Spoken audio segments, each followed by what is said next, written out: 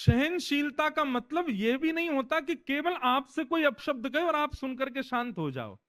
कई बार ऐसा होता है कि कोई हमसे गलत कह रहा है, लेकिन हम दिखा तो रहे हैं कि हम मुस्कुरा रहे हैं, अंदर ही अंदर कह रहे हैं दारी के आगे चल, तू बताऊं तेरे को, भगवान ऐसी कृपा करे तेरे एक्सीडेंट है जाए। वाचा तो हमने कुछ गलत नहीं किया, लेकिन मनसा तो हमने किया ना।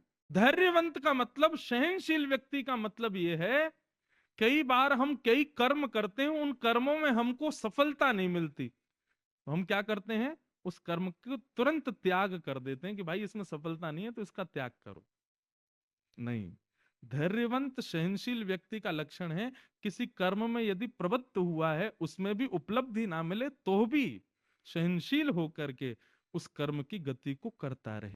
ये सहनशील व्यक्ति। अब सहनशीलता पर ही इतने सारे लक्षण निकल के आ जाएंगे, सबको तो नहीं कहना है, लेकिन सहनशील का आज की स्थिति में यदि मैं भाव कहूं तो एक ही समझिए, सहन करना।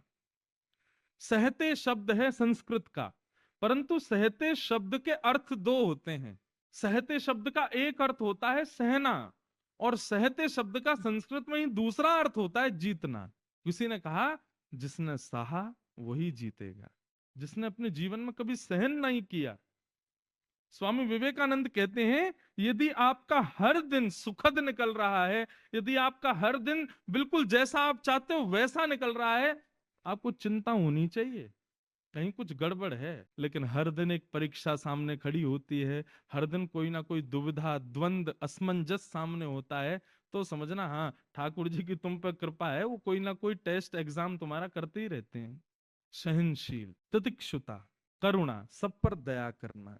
आजकल लोग दया तो करते हैं, लेकिन दिखावे के रूप में करते हैं। कोरोना काल में कई लोगों ने सामग्रियां बांटी, दाल चावल राशन, राशन बांटने का कई बड़े बड़े उद्योगपतियों ने काम किया, लेकिन उनका ये दान विफल कब हो गया, उनकी ये दया विफल कब हो गई, जब दूसरे दिन अखबार में अपना फोटो छपवा दिया कि कल हमने इतना दान किया, इतने लोगों को अन्न दान किया।